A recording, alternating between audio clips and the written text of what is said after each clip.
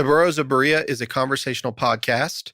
We study the Bible and we talk about it. Not all of us are of the same faith. And one of us doesn't have a faith. But we still love one another, and we're going to continue to talk about these things. The things we believe in and the things we believe about what we read in the Bible. Not all of these are necessarily true. Some of it is opinion and speculation. Thank you for listening and speculating with us. There you go. That was good. Yes. You are listening to the Burrows of Berea.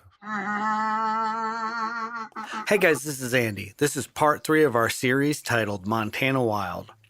Today, Rick interviews Catherine Munyori, wife of Steve Magwa, and Amy Martin, wife of Tim Martin, during their visit to Tim Martin's Covenant Gardens in Whitehall, Montana, to hear their personal testimonies. Enjoy! Well, I'm here with Catherine Magwa and Amy Martin. And by the way, thank you for cooking nonstop since I've been here. You're welcome. That's been really a pleasure. Good. It's been, has it? Yeah, it has I'll been. be back. I'm never in the kitchen in the summertime much. So yeah. So we are live in the chicken coop, not live for you guys listening, but live for us. So we're just sitting here. And while we were here, I was talking with Steve and Tim, and I just got the idea. I was like, I'd really like to hear what it's like for the wives of these men that put out this content and that talk and do all this, and what's going on behind the scenes, and the fact that you're both mothers. Catherine, you're mother of 8 children. Amy, Yes. you're mother of 9. So that's kind of old school. That's very old school. My grandmother came from a family of 13, so I'm familiar with it, but I only had 3, so it's very different. But so before we get into what it's like to be the wives, I just wanted to get, we'll start with you, Catherine. So tell me a little bit about yourself. So tell me where you came from. I'd like to learn a little bit about your salvation, like when that took place in your life or if it was a journey. So let's start there. all right. Thank you so much for having me here. I am Catherine Munyori, and I was born in Kenya, raised up by a Christian family. And so we went to church every Sunday, unless you are almost dead sick. That's when you miss church or you're out of town. So every Sunday you had to go to church. So I was pretty much raised up in an environment of faith. But so I picked up on my parents' faith, especially my mother. But I didn't get to actually have my own faith until I was actually married. But all along I was religious. I prayed, but at the same time I was in and out. So I wanted to be in the world, and I wanted to have faith because I'm brought up. I went to the youth group, Sunday school, kids Sunday school. So I knew a little bit of the word. I knew what I was supposed to do more and what I'm not supposed to do. But at the same time, I wanted to fit in. So I was in and out. I would go to the club. I would, do what the teenagers did. But at the same time, I wanted also to do what I was taught to do. So it was in and out until I got married. Yes. Okay, and how long were you married before it really, for you, it became very serious? It was 5 years. Okay. After we got married. And, first of all, if I can backtrack a little bit, I got married and then we moved here in the States. 3 months after I got married, we moved here. So it was very difficult for me to come out of that family, village, community environment and to come 10,000 miles away from home where I didn't know anybody. Back at home, life is very communal. So, your neighbors are your parents, they are your sister, your family. And then when you come here, you find that you don't even know your neighbor. That was very difficult for me. And so being young, at 23, 25, it was, and with a young child, it was very, very difficult. So we were going through many things since we didn't have that immediate family support. And because I had just finished school in Africa, I have not stayed under that parental guidance to be, this is what you do when you're married. I saw it when I was growing up. But that support of being young and married was very, very vital. But I didn't have that. So which I think it was impacting their marriage so much because I don't know who to tell. And of course, you don't want to, put your dirty laundry out there. My mother was elderly, so I felt like if I start telling my mother my struggles of my marriage, she's going to die because she can't come and see her daughter. So I prefer not to say anything to anybody, even though I was going through major struggles of personally being young and married and, wanting to be that single life and you're still married. It was pretty hard. And I remember it was 5 years in the marriage. We had 3 kids. I think 3. I was pregnant with the 4th kid. And it had gone all the way rock bottom. We were about to separate. And I remember my husband, who was also raised in a Christian family. I didn't know what was going on, and I won't say that it was a one-sided problem because a problem is always two-sided. So he had his issues that he was dealing with of being young, and I had my own issues of being young and not having guidance, not having those people you can speak to. You're in a foreign country, so you are actually not talking to anybody about anything about this relationship. And I think that's when we were decided, okay, now we are going to separate. We are going to go our separate ways and divorce. My husband came to his senses. He was drinking a lot. And so he called his parent and said what he's planning to do. I had not called. I planned. I'm not gonna call anybody until I'm out. I'm not gonna tell them that anything is happening until I'm out. So he called his parents, and my mother-in-law, she's a wonderful woman of God, is the one who brought senses back to his mind. And he decided to give his life to God. And because of that, he came home and confessed all the things. I didn't know exactly what was going on, why we were fighting so much. But I also, because I didn't know how to fight the fight of faith, I'm still young. So I was not the kind of person you talk to and they just be quiet. So I had my share and I'm truly not the one losing. So we're gonna go toe to toe. So it was a battle. It was a battle. And of course I was already educated. When people are not like back in the day when you're not educated, you just said yes sir. So I had passed that. So I'm not saying no yes sir for nothing. So we are going toe to toe, and I feel like you can just tell me what you want to tell me. I got something to say. So, and I think that I didn't have that humility or the wisdom to know how to handle things. So that just added fuel into the fire. So, but we came to this point and now we are separating, and he called his parent because he knew this was the wrong thing to do, and he knew he was doing things behind my back. And his mother talked to him about how God hates divorce. And as he was drinking in this place close to the house, is a bar, he said that the Lord spoke to him. He cried to God about what was about to happen because he had already lived, seen how broken marriages had affected people. And he didn't want to go that direction. But at the same time, it's just like, the word of God says in the book of Romans that you want to do the right thing, but you find yourself doing the wrong thing every single time if you're not committed to God. So he called upon the Lord as he was in his, drinking, and the Lord spoke to him. And that's how he came and confessed of his, wrongdoing. And, when you're doing wrong, it's much easier to project that to the other person, and the other person think it is their fault that things are falling apart, even though they are contributing. So when he came and confessed about the stuff that he was doing behind the back, and I truly believe in marriage.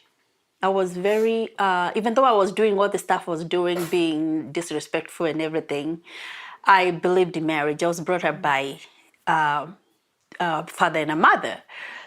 And I did not believe that my marriage was meant to fail, even though I was like, I can't take it anymore. So I think it was just the grace of God that bring a turnaround for us. And from that point, he came and confessed, and it got worse. Because now I actually do have an ammunition now. Now I know why we are fighting so much. And I remember it was very, very, very hard for me to forgive.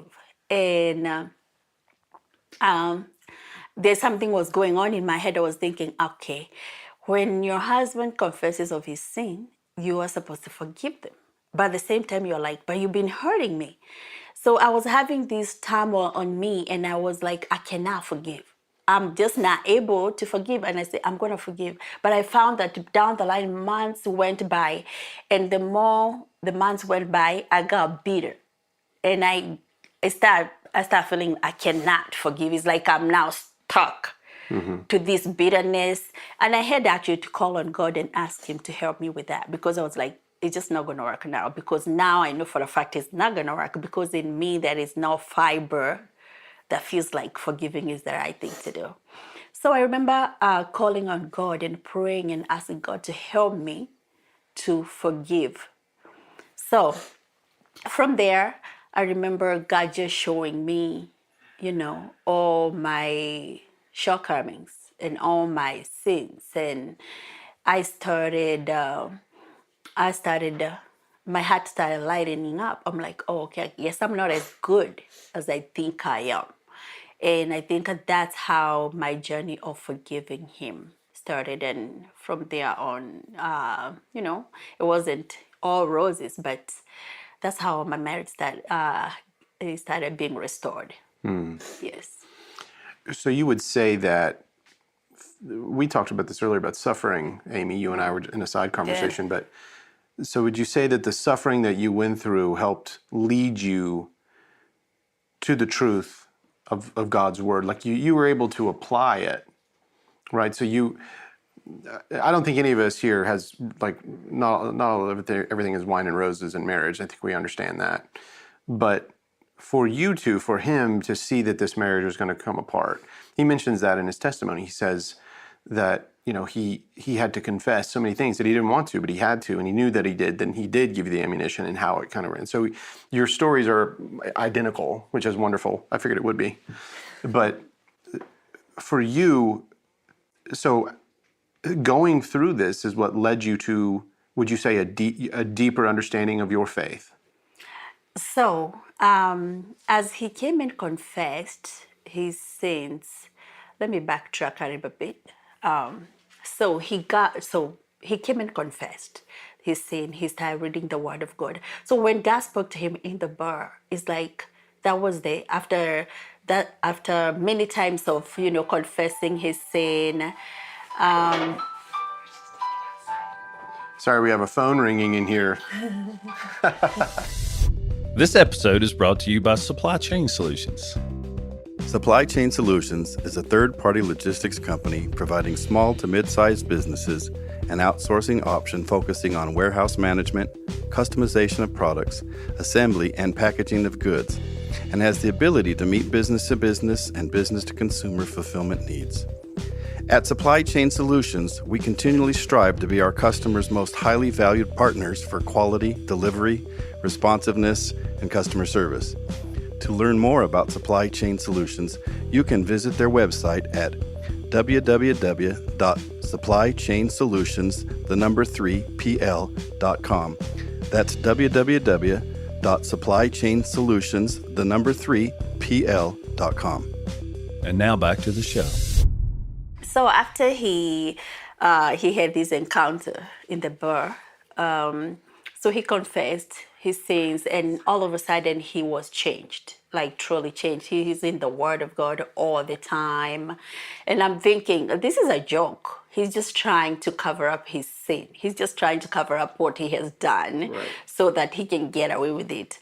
So I was not buying it. I was not going to buy that. So by the same time, I knew I wanted to watch and see, because in my heart, I decided I'm going to give it a chance so that when I walk out, I'm not going to ever say I would have done something different. So I can be very justified of what I did. So I said that I'm going to stick it out and see what he's up to. And as the days were going by, he changed completely. He was in the Word. And as I saw this changed person, I think that's where truly my faith came alive. Because I can see the change. I can see how he is in the Word of God, and he's a completely different person. He's now passionate, he is kind. And I remember one day, after maybe a month after this happened, I called him and asked him if, being born again looks like what has happened to him. I would like that to happen to me, because he was very passionate, and I knew I didn't have that passion. I had the religious upbringing, and that can be very deceiving, because you can think like you're born again because you have all the tradition values that you have been brought up. You have good morals. You know how to speak well. You believe there is a God. And it can be very deceiving, because you truly are still not regenerated. Are still, because you just have traditions. And I think, to me, that is the amazing part, because this day that I asked him to, he was at work, and my heart has really now started to change, because I can see the true change. And I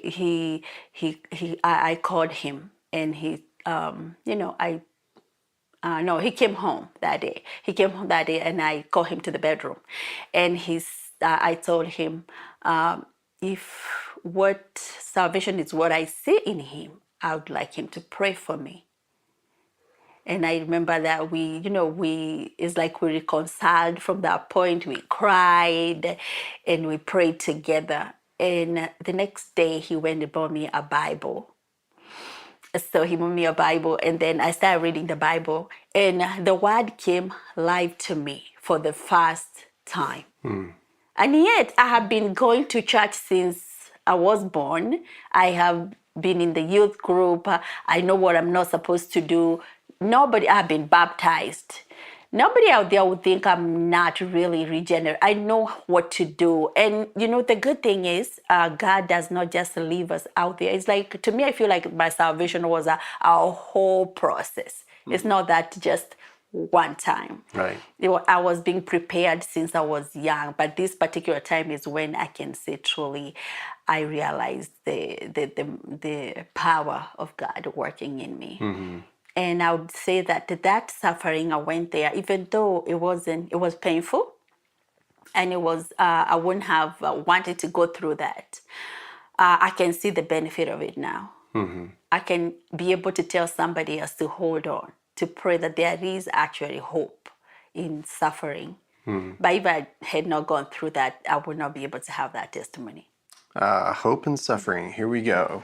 All right, Amy.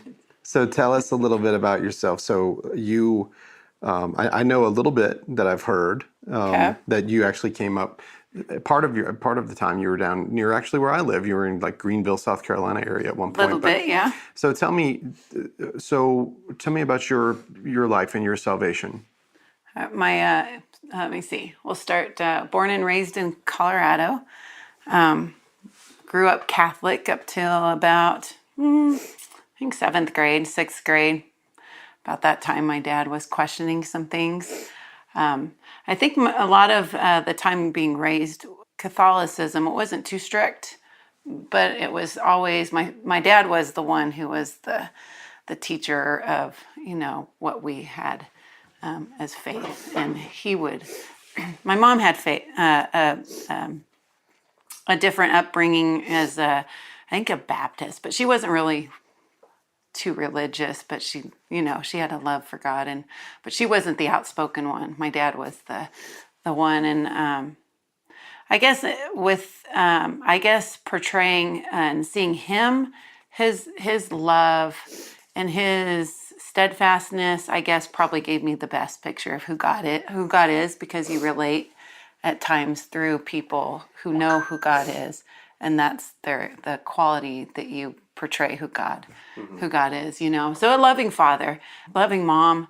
But at about 7th grade, I think 6th, they started questioning if the Catholic faith was the one true faith and such. So he moved out of that, found, we did some Charles Spurgeon at home for a couple Sundays or a year's worth of Sundays, because he didn't want to take us to any churches that were teaching a futurism, because he kind of knew that was a bit off and didn't sound right.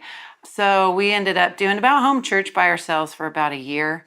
At this time, my sister and I had stopped homeschooling and went to a Christian school.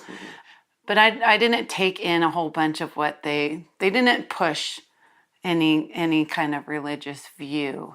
So that, or I just didn't notice it. Teenage, who notices a lot like that. Right. So he ended up going to, my dad ended up going to a bookstore, a Bible bookstore, recommended by his good friend to go there. He ended up running into one of the guys who works there, Max Sotak, who happened to be a pastor of a little church.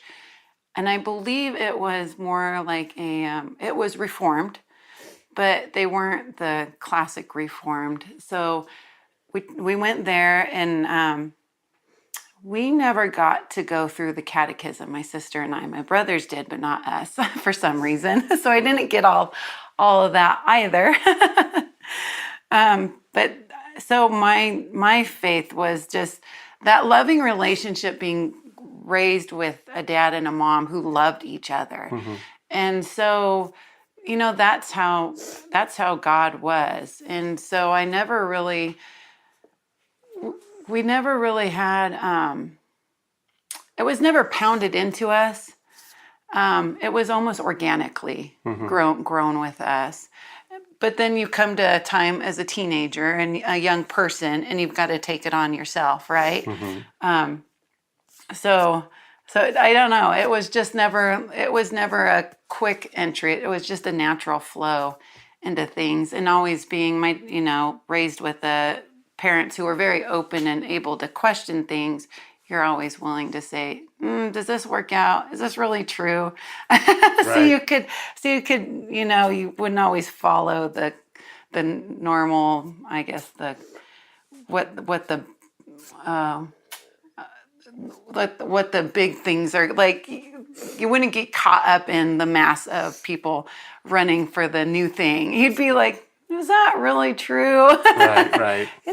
So we always have a questionable faith, and always willing to look at, like, okay, if everyone else is following after it, maybe we ought to stop and say, Right, yep. Is that true? So, and being raised in that area where you're looking at different reasons why you should not be what you have been taught, I think Dad started to become more in the scripture, and therefore that was always our basis of where to be too. It wasn't in traditions and such like that. So I've never really, it's been more of an organic growth in my faith. That's a big move. Than anything. For a Catholic, it's a big move to really get into the Word on your own, and so you got to go through your father's experience, and because of that, now you're sort of like coming along similarly with him. That's interesting. So, but you do have a moment. You say it's organic, but you kind of take this on yourself. Yeah, when you're going through your teen or your 20s, and you're being challenged, like a lot of young people do, you either have to, you find it out for yourself. At some point, like you said, you can't, it's your parents' faith in some way, or your parents' upbringing that sustains you through that younger age and lets you see who the gospel is. But then at one point, you have to take it on for yourself. I mean, and there's parts that I've seen. It wasn't. I love the point of seeing it as and growing in more of a depth of a relationship. Sure. Not that it wasn't there when we were younger, but in same case with yours, Catherine. You do the right thing. You not. It almost becomes as a young. You have to portray it this way until you're old enough to have the consciousness or the growth to be it. Yes. And that's how you are as raising kids anyways. You do it this way until you can understand it as a deeper level, and then it grows, which is how relationships go anyways. Yeah, I heard a minister say once that God doesn't have any grandchildren. Yeah. He only has children. He only has children. So we have grandchildren, great-grandchildren, but they become children over time. Mm-hmm. So at your teenage years, at this time when you have this consciousness where it's for yourself, right? So put Tim in the picture. Excuse me. Where does Tim enter into this? He is, let me see. So we leave Colorado, my folks and I, after my senior year, and moved to Montana. That was kind of the plan. Colorado was getting a little bit too busy for us. Montana's a slower pace. So we move up here. Well, at that time, the internet's not here. And it wasn't even in Colorado. It was prior to the internet. So you have those old ways of getting connected with people who think like you. So we knew Gary DeMar, Gary North, that group, through their writings and coming from that Reformed congregation. So we knew of them. So you connect with them. So the LPC conference comes up. It's Life Preparation Conference. It was held in Atlanta, Georgia. So I think in the back way of my dad's thinking was like, okay, here's my girls. They're kind of close to marrying age. Yeah. And here I moved them to Hodunk, Montana, with a bunch of ranch people. And the congregations up here were classic, kind of very shallow in a way. And gosh, what am I girls gonna do for a husband? Right. So, and also just, who are we gonna circle our friends around? Anyway, so yeah, the LPC comes to Atlanta, Georgia, and it's got, I don't remember, I think Bonson was there, Greg Bonson. Mm-hmm. I don't know if North was there or not, a couple other speakers. So anyways, I go down to the conference, and that's where I meet Tim.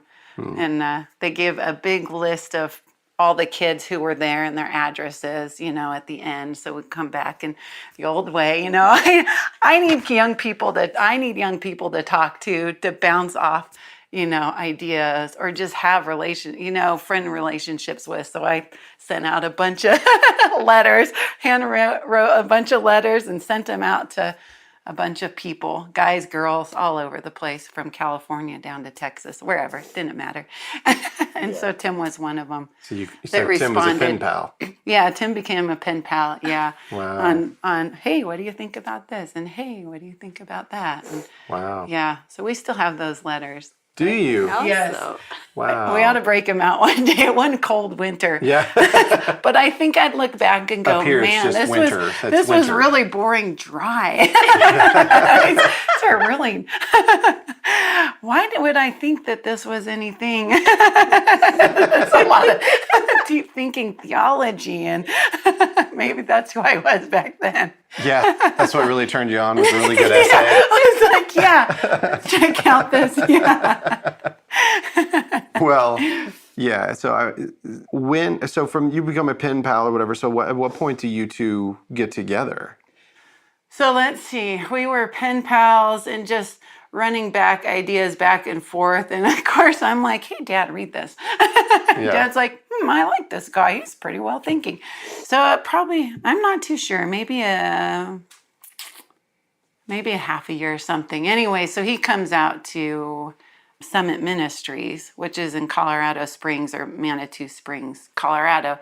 And I needed a car, so Colorado is the best place to go down for a car. So I go purchase one down there and say, oh, yeah, no, I'm in Denver. Hey, you're in Manitou. Why don't we just come meet again? And so we went and visited, and it just kind of goes from there. And then pen pal again. And oh, yeah, Christ College looks like a neat college, And same thing. I don't think I was pursuing any particular avenue of studies like nursing or whatever. College wasn't an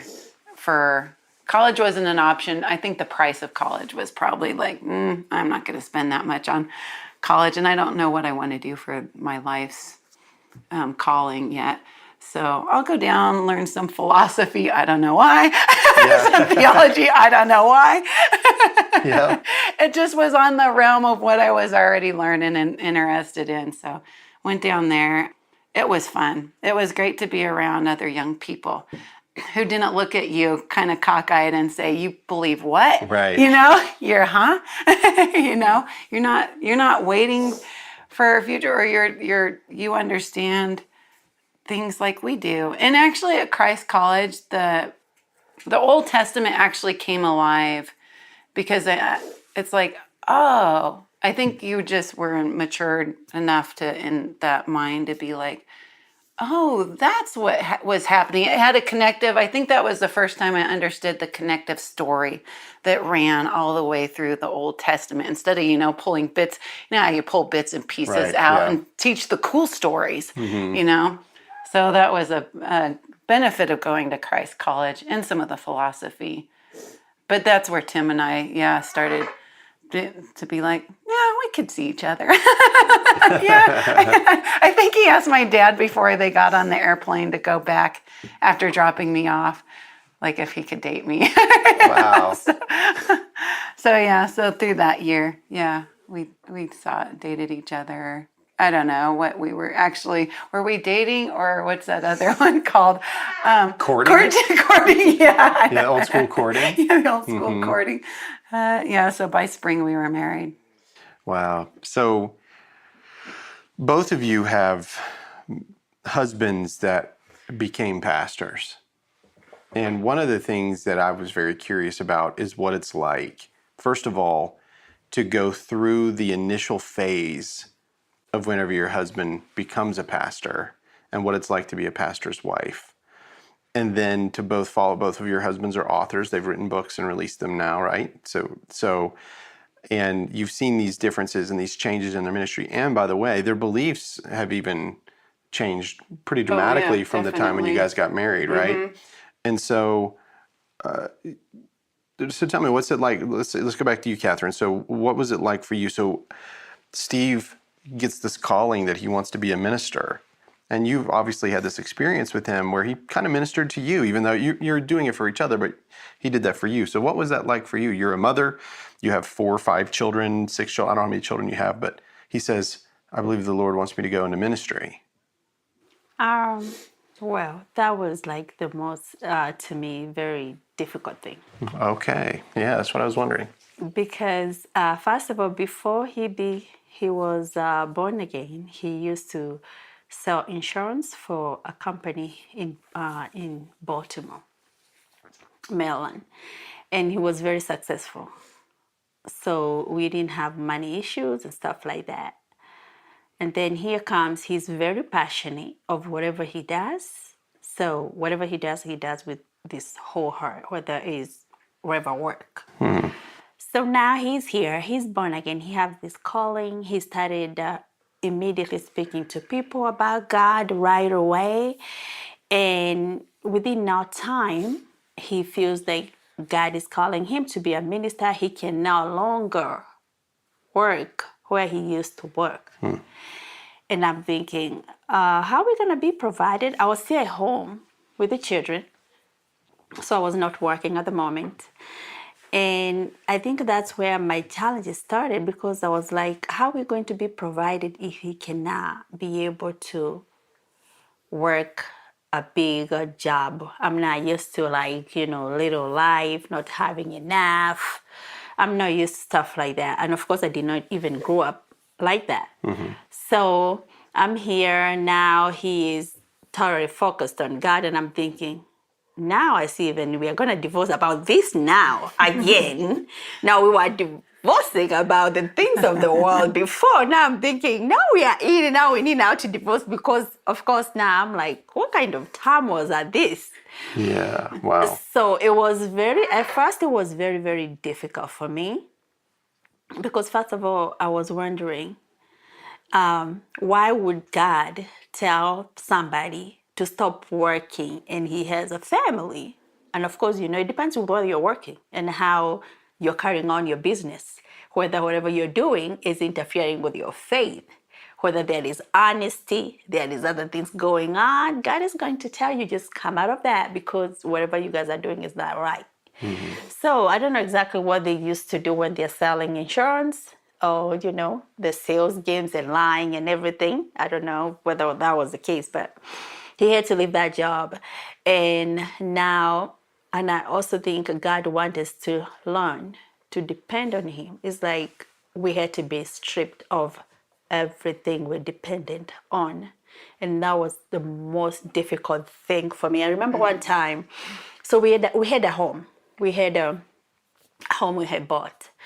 And at this time, we cannot be able to pay our bills. And I was angry. I was mad. I was like, do you know how far we have come from? We have come from Africa. And we do not be able to pay our bills. That is not a thing where I come from. So I was very mad at him. And I remember one time I was cleaning the house. And I was cleaning the house and I was cleaning the couches and everything. And I heard a voice. I heard a voice say that if this is your home, you do whatever you want to do with it. Why do you have a problem with me doing what I want to do with what I have created? And I guess I stopped getting mad. Changed from that day on. I stopped getting mad. But right after, I also had this dream. In this dream, it's like we were moving. It looked like we were moving. There were moving boxes. So boxes were coming, and there was a great wind coming. Every time the wind would come and hit a box, and it would fly away. So it continued hitting the box, and every time the box was hit by the wind, a voice came and said, "This is not mine," and it flew away. We go to the next box, and it was hit several boxes. And at the very end of the boxes, the last box, when it was hit by the wind, when it flew, it was the side of the house. The side of though you can see the side of the bricks. Yeah. And it says, "This is not mine," and it flew away. And then at the very end of the boxes, it was him standing over there. And then he said, "And this is my soul." And that was the end of the dream. That is where I started getting mad about losing that home. But it was real, real difficult. It was a very challenging time because personally, when I came from Africa, one of the reasons I came to America is to get rich. But now I feel like this plan is being messed up by God. Your plans. By everybody is messing up my plan, and it was not a good thing. So I was real mad at the fact that now we have to lose everything. But after this dream, I realized, oh wow, everything has to go. And I think because of that, that's how my heart starts softening and understanding that he's not, because I was mad at him. I didn't know that God is doing anything in here. I was just seeing him, he's not working enough for me. He is not providing what I want him to provide. And so I would get angry about that. So we start having now this other strife. But, by the grace of God, God speaking to me through dreams and voices like that, it helped me be able to understand he's just not doing things, refusing to go to those big jobs and get good money for me or whatever the case may be. It is actually God is taking us somewhere. So we had actually to be stripped all the way down. We lost that house. But before we came out of that home that we could not pay, that was foreclosed, I remember the bank called. We stayed in that house, I think, 6 months without paying anything. And then the bank called and they gave us an offer. We want you to get out of the house because we want to sell the house, but we are going to give you this money to move out. And they say, you need to look for a place to go. So I started looking for a house. And in my head, because I didn't believe in going and looking for somewhere a little weekend, I went ahead and looked for another home, which almost close to the home we had, but $100 more rent than what we were paying. So we were kind of being foreclosed here because we can't pay. And now I'm out here looking for another home that is $100 more than the rent that we are unable to pay. Wow. And I don't know why in my heart I felt like I just need to do that. We need to have a home that we can actually be able to accommodate the children, enough bedrooms and everything. And when they came back with their offer of the money that they were going to offer the bank, it was enough money for the deposit of that home, exact amount of the deposit of that home and the first month. And from there, my husband, got together with the I think the Southern Baptist. They used to send missionaries and people who want to plant churches and stuff like that, pastors who are joining ministry and they didn't have income. And to my surprise, they started from there on. They started giving him enough money to pay the rent for that home. So it was a miracle that we had to come out of that home. The home was actually $100 less the amount we were paying to the home that we went. But we had to actually live our life the way we lived before salvation. Had to completely we got rid of that. Like everything had to go. So it has been a journey. It has been a journey. And also if I would touch on the changes of beliefs. So we started being, I think, post-trib. And then we came, is it post-trib and then pre-trib. So all these changes, it has been a lot. But I feel like because in my heart, when I always wanted to serve God. I always desired to serve God even when I was younger. So I feel like that desire is the one that has helped me cope with the changes.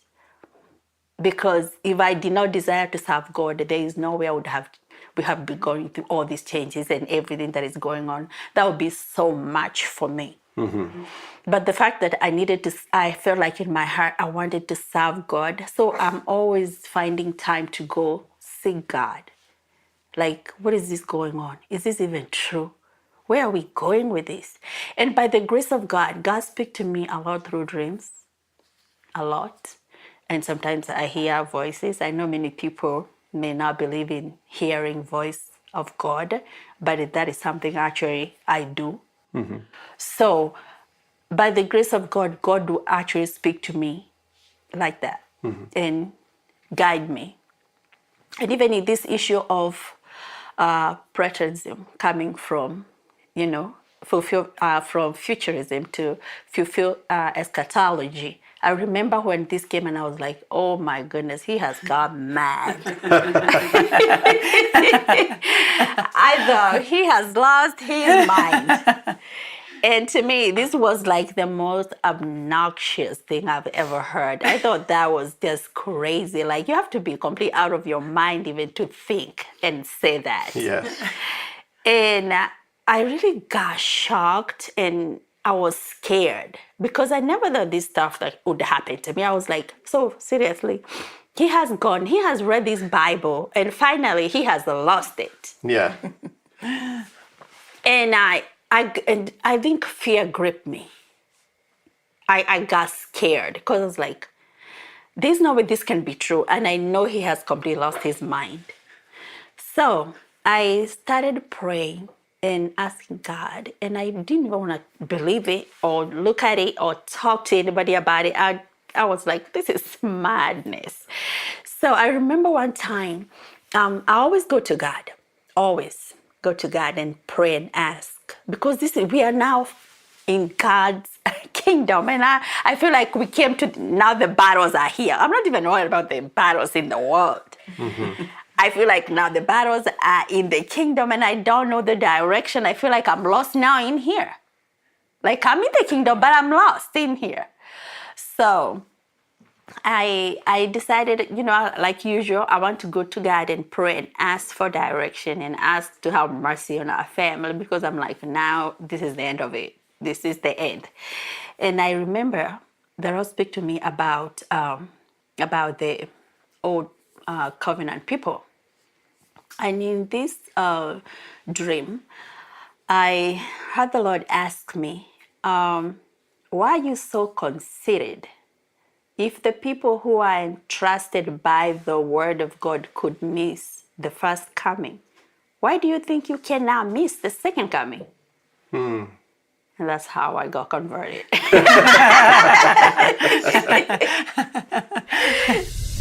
This episode is brought to you by Supply Chain Solutions. Supply Chain Solutions is a third-party logistics company providing small to mid-sized businesses an outsourcing option focusing on warehouse management, customization of products, assembly and packaging of goods, and has the ability to meet business-to-business and business-to-consumer fulfillment needs. Supply Chain Solutions continually strive to be their customers' most highly valued partners for quality, delivery, responsiveness, and customer service. To learn more about Supply Chain Solutions, you can visit their website at www.supplychainsolutions3pl.com. Again, www.supplychainsolutions3pl.com. And now back to the show. That's how I started even. I thank God for speaking to me. I think everybody has the way they communicate with God, but personally, I feel like God gotta speak if He is real. Yes. We say He's real, He gotta speak to me and give me direction, because I don't know. I'm hearing this person say that, and this other person is saying this. I don't know. So I want to hear from you, and you're not dead, right? You speak. So I'm expecting that you're going to speak to me and give me direction. And I think because I strongly believe that, that's my reality. I do hear. Sometimes you speak through the word of God or somebody. I'll hear a voice. So different ways. So this, me believing that actually Jesus already came back, I had to hear it from God. Like, why do you think you cannot miss? Why are you so considerate? And he used that word. Why are you so considerate? How do you think you cannot miss? And to me, that was my conversion. That's when I started even giving it a chance to look at it. So in other words, the other night when I was telling you about when I felt like the Lord was telling me to give my car away, do you remember that story? Were you in that story? Did you hear me? I don't know if you were. I might have been yesterday morning. Oh, yeah. Okay. So yeah. I wish she would have heard that story, because she would have like, yep. Because she wouldn't have looked at you like, no, that doesn't just to happen. think, like the moment when the Lord just told me to give my car to someone, and this was my treasured car. I love my car. But that audible voice, it's not, I know exactly what you're trying to say. The Holy Spirit speaks to us, and He talks to us, and He tells us, and sometimes He tells us to do things we don't want to. And then it's a miraculous thing whenever you get the answer. Like, it was a year and a day from the time you told me to give it to where I saw what the purpose was. It took me, but you have to be patient. And that's one of the things that He bears in us, right, is patience. So what about you, Amy? So it's always been wine and roses for you? It has been. Are we at what was our question? The background of being a pastor's wife, or? Yeah, so now, you obviously you are a wife of a pastor, or who at least was a pastor, and also an author, and their journey isn't necessarily the same as what I'm used to, like where, or maybe what we knew younger, like you become a pastor and they're in a church for 40 years. And you go through seminary and then you become, Yeah, so you're a wife that's having children, and he's a pastor, but then he's also, we have to say, and we know that Tim has written a book that is very unique, even in the preterist world. Yeah. And so what's it like to be a wife of a man that's doing all of this stuff, like the way that Catherine described, like you're going to I have to lose my home, so what was it like for you? We'll jump back to Colorado. We moved out there after we got married, so we attended that same congregation that my family had attended under Max Sotax. So some of the things that Tim held back at Christ College were still changing and moving. And now when he gets under Max Sotax, I think Max Sotax was probably a broader thinker willing to look at some and challenge some traditions. Max Sotak had already written on conditional immortality, so that congregation already had changed their position on that. So I think Tim was blessed to be under Max's teaching in that just congregation, because I believe it allowed him to be able to mature in questioning some of the things that he'd been already thinking about changing. So we were there for a couple years, and then of course moved to Montana. And there was a void, of course, here for a congregation that wasn't futurist, wasn't all-American. There was just a void here for a congregation. So between Tim and my dad and another gentleman, Bo Stewart, who'd been kind of connected to over there at Moscow, Idaho, they kind of came together and said, you know what, this is what we need here just for ourselves and our young families. We kind of don't belong anywhere else. We can't really fit in. All the other congregations, know who we are. And they're not really open to allowing that belief to come in and to, kind of rock the waters of their congregations. They didn't want at the time, a partial preterist look or even a reformed look. So Tim and Bo Stewart became the teaching elders of this little congregation, and that gave them the chance also to grow in their understanding. I mean, Tim would do window cleaning as his bread and butter, but then, it gives him the opportunity to think of things and just run things through his head when you're doing window cleaning. Yeah, he's told me that he's got a lot of theology while he's cleaning windows. Yeah, so come Thursday, Friday evening, he's putting together a sermon, working on it all Saturday, up early Sunday morning, kind of running the final parts to it. And so it was a lot of just, became just that feeling of the house, Dad's working 5 days a week, and then Saturday, Sunday, he's doing sermon prep and stuff like that. So it wasn't, I don't know, it gave him us an opportunity to kind of say, hey, what do you think about this? Yeah. So all the while you're both raising children while you're going through this. Yeah. He was, and then the first part of Beyond Creation came out, that little booklet. And then, of course, he's talking with Jeff and stuff like that. And so they go co-authoring and, to expand the idea. And I'm like, you know what? Let me see. We got our sixth baby on the way. You're doing that book. Let's see who can get done with their project first. I won. You did. Babies can only stay in so long. Books you can have. That's right. A long time. But yeah, it was kind of cool to see his book project come to fruition and get out there. But I mean, we're little Whitehall, Montana. Who thinks much of what comes out of Whitehall, Montana? Right. But thank goodness for the development of the internet and the web. Otherwise, I think it would have been a different story of that. Sure. That book, So absolutely. Wow. So it's been cool to see how that has changed a lot of people's dynamics, grabbed people. I think we need an easier rendition. Yeah. I'd love to see that book put down into Beyond Creation Science. I'd love to see it put down into like a high school level, like a junior curriculum. high.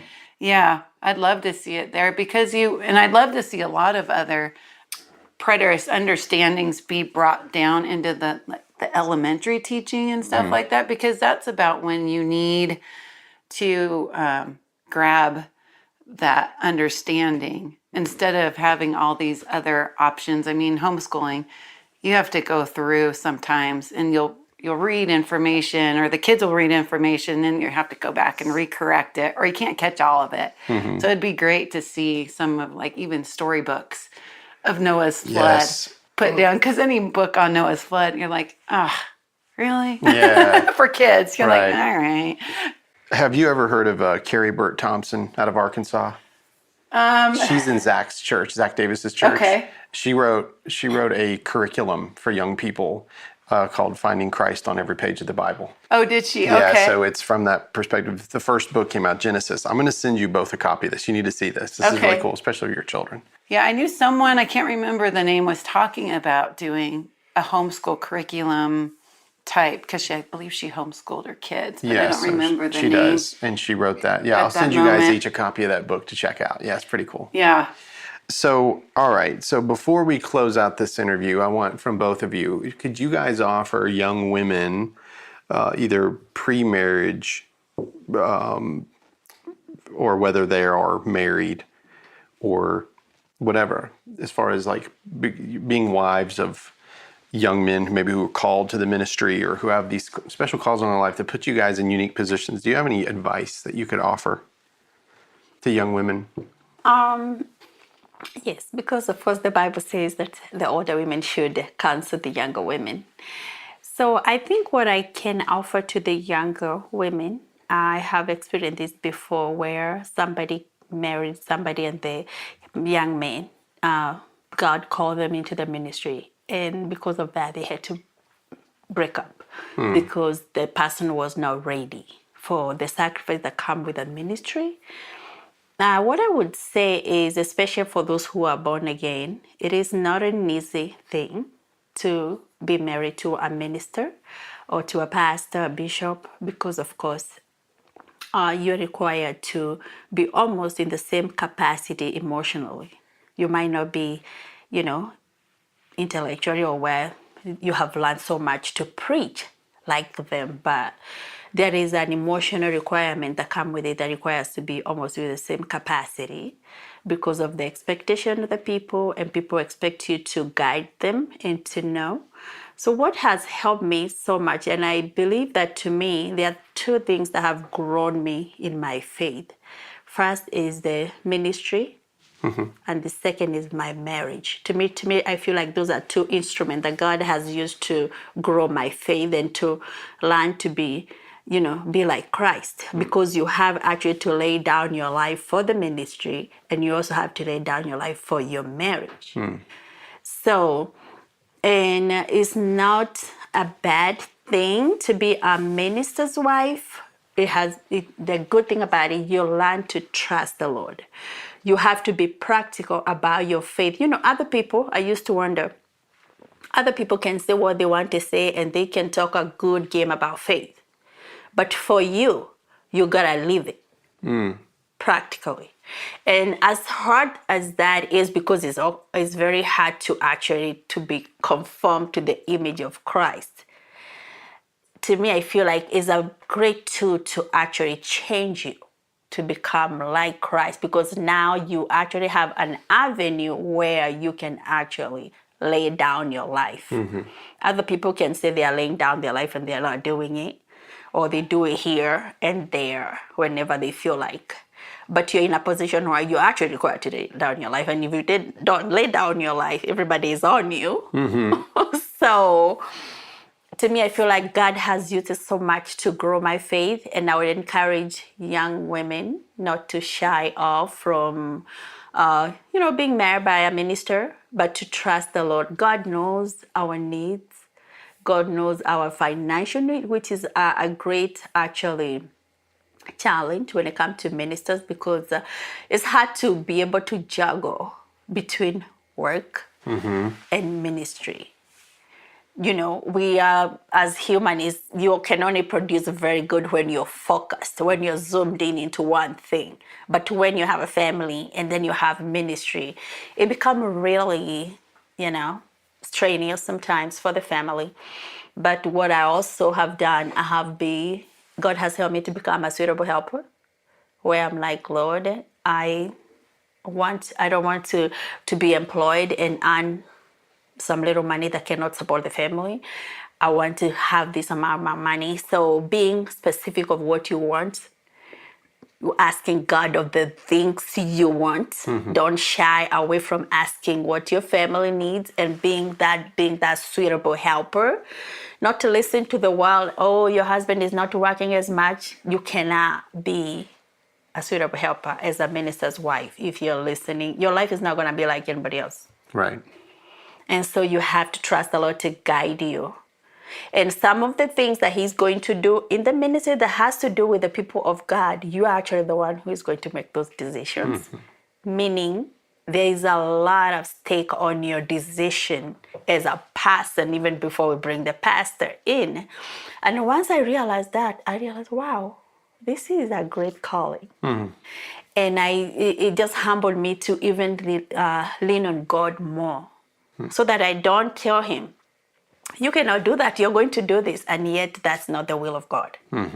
So it has helped me to grow in my faith and lean on God more. And that's what I would tell young people, young women, as a minister's wife, just learn to lean on God. And I think that is for all of us believers, but much more for the minister's wife. Just lean on God. Very good. How about you, Amy? Yeah, I think my my good friend Missy one time reminded me when I was saying, "Oh man, I don't know how we're going to make it sometime," and she's like, "Amy, has God ever left us hungry or without a roof over our head? Has He ever done that?" I'm like, looking back, I'm like, well, it's not quite the food I wanted on the table, but no, He's never left us without any food, you know. So, and I think it's a blessing to go down and into the slim trimmings, and then you're thankful for the full table. But it's always good to remember, all right, we can do without a lot of things. So I think I would give some encouragement to the young men and the men who are moving this conversation on new understanding of Scripture, whether it's preterism or covenantalism or whatnot, that to remember to make sure when you're moving ahead that you're also communicating with your wife as you move ahead. So I've seen a lot of guys who are the intellectual thinkers. They move into a new place of understanding, and then they turn around and they see their wife so far back there, and their wives are like, wait a second, what are we, because they sometimes in their intellectual thinking forget that they're one with their wives. And so they're like, so they've moved ahead. And sometimes I don't know if they think that their wife is moving with them, and they forgot to be like, oh, by the way, let me show you what I'm seeing. What do you think? Give me some of your understanding, and it'll probably actually benefit our intellectual thinkers to actually get the understanding of their wife, because they bring that part of God, who God is, to the conversation. That sometimes guys can get very blocked thinking and straight, and I think the women kind of bring the curvatures and mellow out a lot of who their thought of God. Do you understand? Like, I do.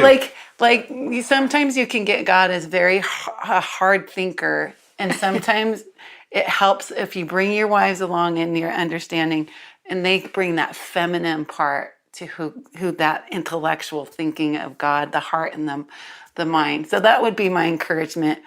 I've seen it a couple times happen. Yeah. And then the women, and then they end up with problems, because in the marriage it kind of starts rolling down into everything of the marriage, because it just starts kind of teetering everything. For the young women, I guess it all kind of depends on your upbringing. I was raised in a home of landscaping, so it was always feast and famine.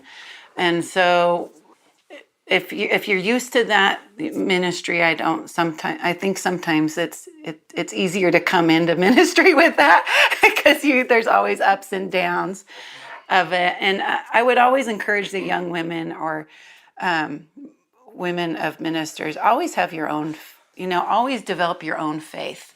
Because if you're writing the tales of your husband's faith, then I think when things get rocky or people start asking you stuff, you're always trying to think, well, what would my husband say? Sure. And it's never really absorbed into your own persona of who you are with Christ. I think sometimes we can get shadowed, not necessarily in a bad way, but you forget to develop your own relationship with Christ because your husband's kind of like the shining light. I've often wondered, that's one of the reasons why I wanted to talk to you, and I've also asked other people if I could bring their wives into this, is because it seems like these men are like forging this path, like you said, the intellectuals, great thinkers, deep thinkers. Yeah, deep thinkers, but it's the wives especially that are, I mean, it's not that men don't raise their children, but let's just be honest, the nurturing really comes from the mothers that are with them all the time. And so as they're forging these ideas, you're living these ideas. So living the idea versus talking about the idea, totally two totally different things. We have to take it from the mind and present it into the heart and then out into who we're raising. Yeah, and now you're training up this next generation that's going with these new ideas, or at least maybe they're not necessarily just new ideas. It's just ministry. It's whatever it might be, and you're living this daily. That's to me, that's really where ministry is, because what are they doing? They're trying to tell other people things to learn about the scriptures, and why? So that we can live the way that we're going to live in the kingdom. So I feel like the women are, Yeah, because if they see, I think when people look at the relationship in your household, if they understand your thinking, but if it isn't working in your household, why should I adopt it into my household? Right. Sure. Yeah. And if there's chaos in your household, I don't want that in my household. So why would I come over to why would I be inclined to think your thinking is biblical? Because it doesn't look pretty in there. No. And there's always some chaos a little bit when you're changing your positions and you're willing to challenge the status quo. Sure. And to be the odd person out, which is hard to do in a society. Yes. To be that odd. And women don't like necessarily to be the ones that are the odd person out. Right. Men are more willing, and there are strong women out there.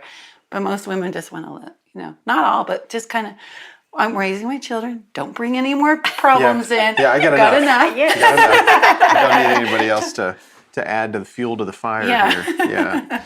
Well, thank you both so much for sitting down and talking to me about this. This was awesome. I'm so glad I got to know you, and thank you for all of your hospitality, Amy. Oh, you're welcome. Catherine, it's been fun going up on the mountain with you and watching you go barefoot in that cold water. And get connected to the earth. Yes. It was so. It was, yeah, it was very, very cool. As a matter of fact, there's a picture of you where you had the flowers on your head when you were walking yesterday. While you're sitting in beside Steve in the creek, it looks like the flowers are on the tree. And I told my wife, I said, no, those flowers are on her head. It was really cool. So anyway. A woodland. Yes. Yeah, woodland fairy. I don't know if you saw the picture, but somebody put a snake and a apple in that picture of you and Steve. So it looks like you guys are in the garden. Oh, really? You'll have to get Steve to show you. It's pretty funny. Anyway, thank you guys so much for doing this today. Oh, you're welcome. Thank you. Yeah. For having us. And so what I learned today is that it's really easy to be a mom. Yes. No, that's not what I learned. Easy peasy. No problem. No problem. Especially with guys that like to make waves. Anyway, all right. Thanks, guys. Hey, guys, this is Rick from the Boroughs of Berea. A lot of people have been asking us, hey, what is this Patreon thing? Our old Patreon ad didn't work very well. So here you go, guys. Go to www.patreon. That is patreon.com. Let me do that again. patreon.com /the Boroughs of Berea. If you go to the Patreon page, you will find that we have different levels that you can give at. We have a $3 level, a $5 level. We've got a $10 level and a $20 level. I thought about putting a $1,000 level there, but you never know how that's going to work out, right, Andy? That's right. So go to www.patreon.com /the Boroughs of Berea and give us all of your money. Even a little bit will be fine. Yeah. And that 5,000 wouldn't hurt me either. No, it would hurt nobody. Thanks, guys.